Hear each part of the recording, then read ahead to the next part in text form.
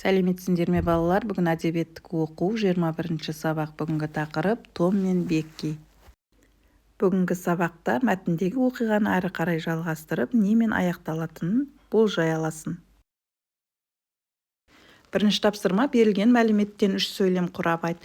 Американдық жазушы Марк Твеннің қызықты оқиғаларға толы Том Сойердің басынан кешкендері атты кітабы бар. Енді үш сөйлем құраймыз балалар. Бірінші: Марк Твен әлемге танымал жазушы. Оның еңбектерінің бірі Том Сойердің басынан кешкендері. Бұл шығармада Томның қызықты оқиғалары баяндалады. Екінші тапсырма: мәтінді түсініп оқы. Том мен Бекки. Осы мектептің мұғалімі Доббис мырза. Ол күнде сыныпта отырып үстелдің тартпасынан бір кітапты алып оқуға кіріседі. Бұл кітапты ылғи тартпаға салып кілттеп қояды. Оқушылардың бәрі сол кітапты көргіле келіп естері кетеді, бірақ қолға түспейді. Бұл не кітап? Сыныптағы әрбір бала өздерінше жорамалдайды, бірақ ол қандай кітап екенін білуге мүмкіндік жоқ. Міне Бекки мұғалімнің үстелі жанынан өтіп бара жатып тартпаның кілті тұрғанын көрді. Мұндай сәтті келген істі қалай жіберуге болады? Ол жан-жағына қарап еді, тірі жан жоқ. Бір минуттан кейін Бекки кітапты қолына ұстап тұрды. Кітаптың аты «Анатомия», авторы пәлен деген профессор. Бұл қызды қызықтырған жоқ. Бірінші бетін аша бастады. Осы кезде біреудің көлеңкесі кітап бетіне түсті. Есіктен Том Сойер еніп келе жатыр екен. Бекки тездетіп кітапты жауып жатқанда бір беті жыртылып кетті. Ол кітапты жәшікке сұға салып кілтті бұрады да өкінішпен ұяттан жылап қоя берді. Том Сойер, сіз бұзықтыққа ғана үйірсіз. Біреудің сыртынан сығалап не деген оңбағандық? Сенің не қарап тұрғаныңды мен қайдан білейін? Ұялсаңызшы, Том Сойер. Сіз әрине мені айтып қоясыз. Содан соң мені жазалайды. Мен не істеуім керек? Не істесем екен? Қыз өкіріп, жылап бөлмеден шыға жөнелді. Том оның аяқ астынан шабуыл жасағанына таңданып, не істерін білмей тұрып қалды. Марк Твен, орыс тілінен аударған, Фариза Оңғарсынова. Келесі үшінші тапсырма: әңгімедегі оқиға қалай жалғасуы мүмкін? Болжап айт.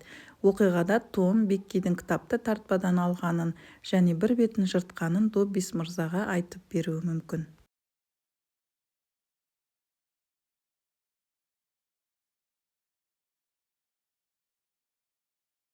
Төртінші тапсырма: кейіпкеріміз Том Сойердің пікірін де тыңда. Оның айтуынша оқиға былайша жалғасады. Қыздар не деген ақымақ халық. Оларды мектепте ешқашан жазалаған емес. Әрине, мен бұл ақымақ қыз жайлы Доббиске ештеңке айтпаймын. Менің ойымша, Доббис кітабымды кім жыртты деп сұрайды. Ешкім үндемейді. Сонда ол әдеттегідей кезекпен бәрінен сұрайды. Әуелі бірінші, сосын екінші, ақыры кінәлінің өзі келгенде мұғалім бірден біледі. Қыз ештеңе айтпаса да біліп қояды. Қыздардың бетінде бәрі жазулы тұрады. Оларда сабырлылық деген жоқ. Сосын оны жазалайтын шығар. Қайтеміз, әркімнің ісіне қарай. Егер осындай тұзаққа мен түсе қалсам, ол қыз қуанар еді.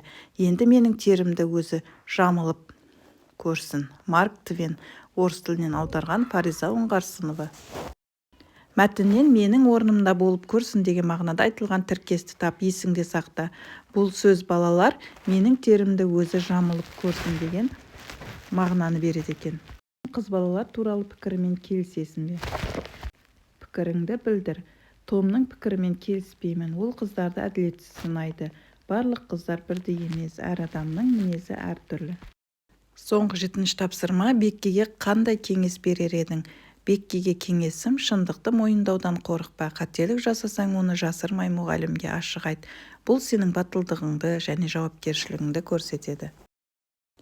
Балалар, бүгінгі сабақ аяқталды. Келесі сабақта кездескенше сау болыңдар. Каналға тіркеліп лайк басуды ұмытпаңдар.